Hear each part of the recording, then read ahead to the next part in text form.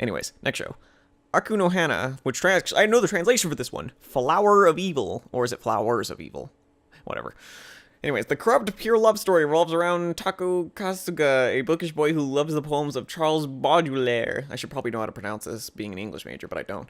The original author of the poetry collection Les Fleurs de Mal, or Flowers of Evil. Oh, there you go. One day after school, he discovers and steals the gym clothes of Nanako Saiki, the girl he has a crush on. However, he learns that Sawa Nakamura, a girl he loathes, happens to catch him in the act. Nakamura blackmails Kasuga into a contract, or else she will reveal his secret. This is actually an interesting one to know, because if you don't know, this story, I haven't read it, but from people I've heard that have read the manga, it's really fucked up. Like, it's deranged at times, like, how weird it is. It's apparently very, what's the word I'm looking for? It's bonkers. Well, not bonkers, but it's just really out of the ordinary. So if that's kind of thing you're looking forward to, then I'd say go with it. The director's even the guy who did Detroit Metal City and Mushishi, both very unstandard kind of shows. There's a word I'm thinking of, and I can't even think of it right now, of course, now that I'm being recorded. It's very strange. Most people describe it as being screwed up.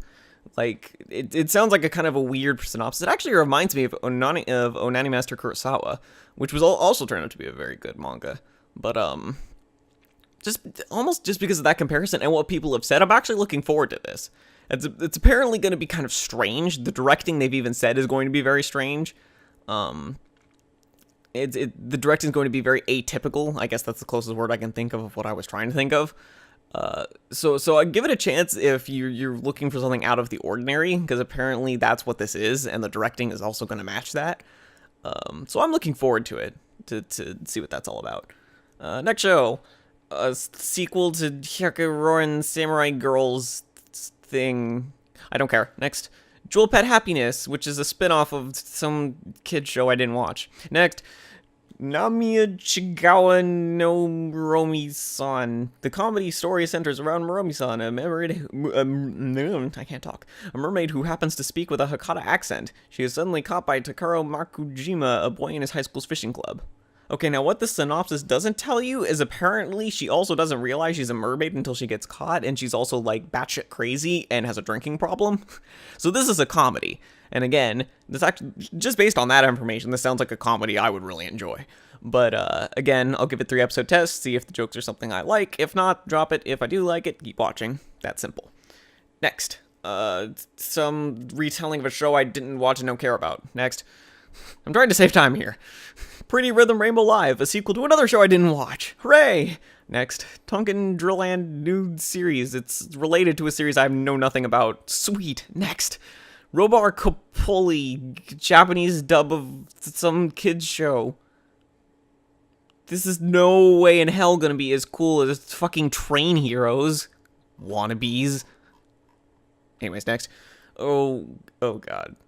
I'm not gonna say anything. I have a video coming up that'll be the next video. Hopefully it'll come out before this starts airing.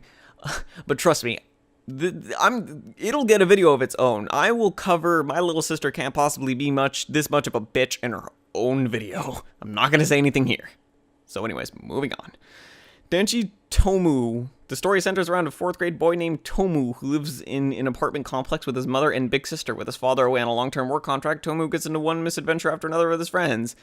This seems like kind of a standard kid show setup. Even the people who are doing the show, I think, do generally kid shows, so there was nothing really to appeal to me here.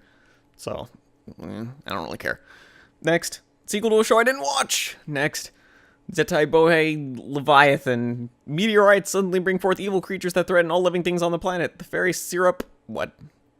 The fairy syrup assembles the Aquafall Defense Force with 3 girls of the Dragon clans as recruits. The story follows Syrup. Why the fuck is her name Syrup? And the Dragon Girls Leviathan, Bahamut, and Jormungand as they... did I really say Jormungand? Jormungand, as they work together to battle enemies and grow up. This sounds like it could actually be a pretty interesting story, especially with the emphasis on them growing up. Like, it could actually be a character... Well, not a character study, but it could actually be very character-focused. And the plot doesn't sound too bad either. So I'll give this a shot. I'll give it 3 episodes. I actually kind of hope this will be pretty good. I hope I can watch it beyond 3 episodes, but for now I'm just going to give it 3 episodes test to see how that goes. Anyways, moving on. Boku wa Osama. What now? The stories follow a king who loves eating eggs and playing around and despises studying. Despite his gluttonous, self-centered, boastful ways, he has endeared himself to generations of children. Basically says right then and there it's a kid show. Not that I really mind kid shows. I watch fucking Pokemon still. But generally, that's the kind of like an all ages target generally. It almost kind of like you could see how older people could watch Pokemon and still enjoy it. Like this doesn't seem like something that's really centered towards anyone other than kids. So that'll be a pass. Anyways, next is the title I actually know the translation for. Attack on Titan. Eren Yeager, I don't even know how to pronounce it, lives in a city surrounded by monolithic walls. Outside dwell human-murdering titans. For decades, members of the Scouting Legion have been the only humans who dared to leave the safety of the walls and gather information on the titans. Every time they return, many of them are dead. Freedom-loving Eren has no greater wish than to join them. For those of you who don't know, Attack on Titan is a very large following. It's kind of conflicting because some say that it's a cult following, but then others say it's like got a huge following because it won like awards and shit.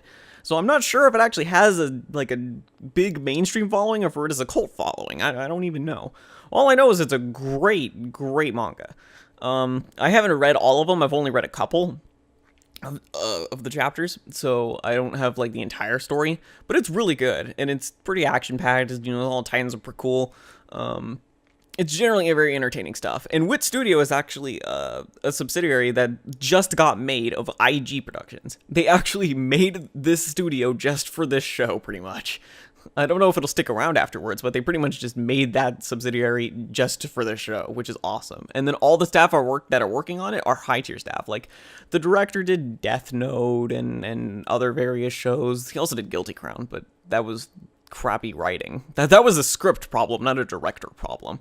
The script writer who's handling the adaptation of the script is the person who did pretty much every show that I've ever enjoyed, like Shakugan no Shana season 1 and 3, currently JoJo's Bizarre Adventure, and others that I can't even think of right now, and I would look up if I wasn't strained for time.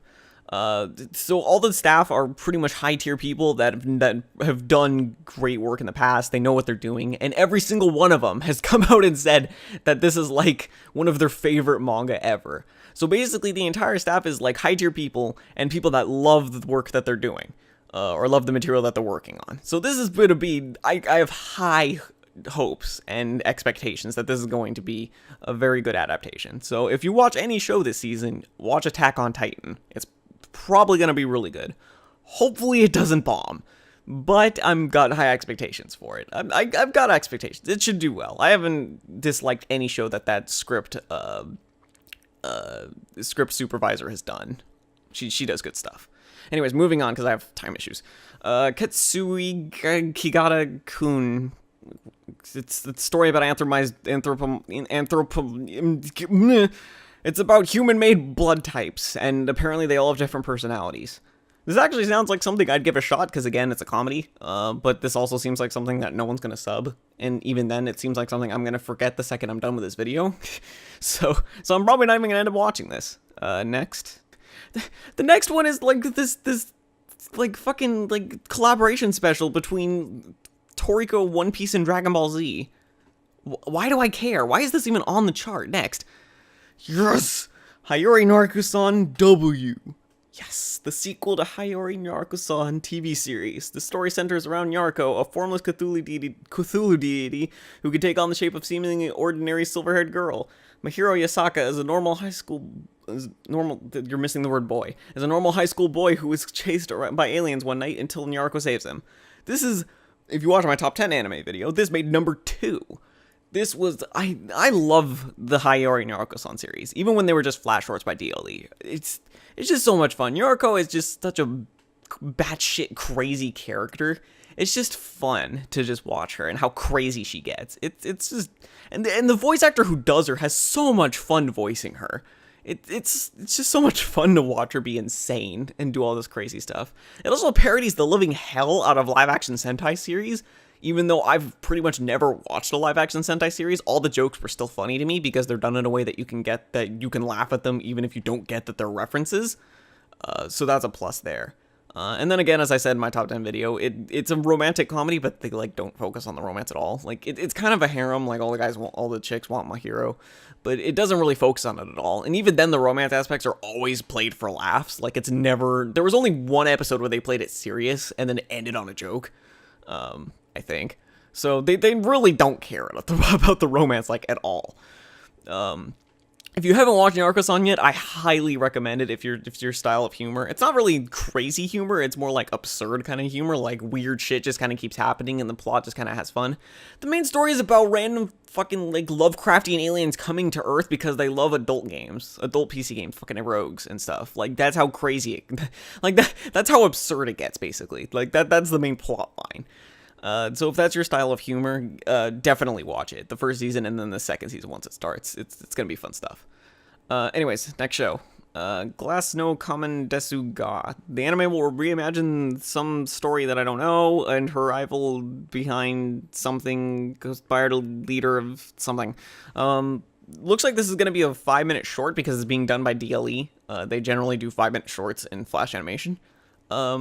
I don't really care for this one at all. It doesn't seem like something I'd be all that interested in. It's about some story I've never heard of, and the story itself doesn't sound all that interesting just reading this. So anyways, moving on, we have Uchu Senkan Yamato. Isn't this like Space Battleship 2199 or something? I remember the title. It's some Leiji Matsumoto story. Anyways, the year is 2199. The human race has been crushed in their war with the Gamilos. Driven into underground cities by the invaders' assault, scientists estimate they have only a year left. The young officers' people have received a mysterious capsule from a ship that made an emergency landing on Mars and returned with it to Earth. They contain humanity's last hope. The planet Iskandar, on the other side of the Magnolian Galaxy, has the technology to defeat the Gamilos and restore the planet. The space battleship Yamato is entrusted with this task, but they have only 1 year before humanity ends.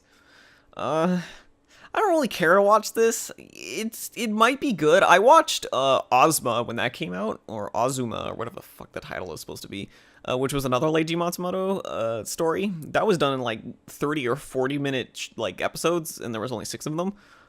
So I don't really want to watch another story written by Leiji Matsumoto. I didn't really care for Ozma that much. I think this one is his better story. I think it's the more popular one. But I don't really care for his style of writing after watching Ozma.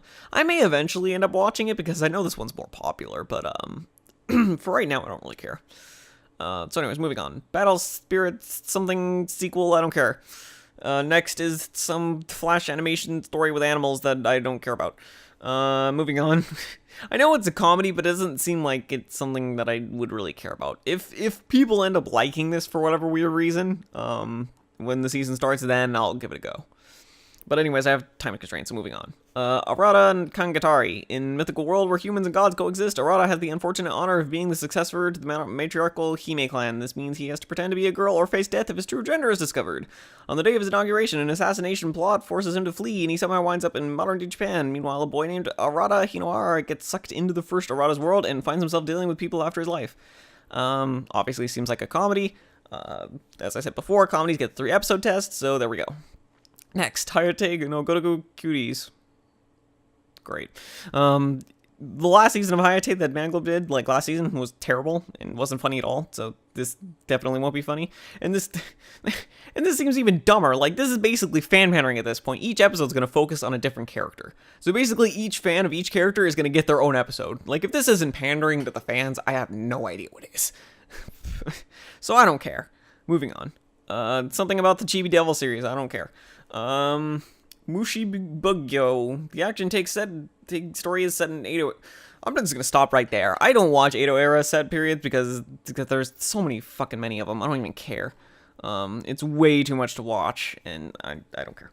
Yushiki. The story follows the school life of 3 girls in the data processing club, whose names all start with Y. I don't care. This sounds like a ripoff of K-On! At least it doesn't seem like it's from a 4 coma, but I could be wrong.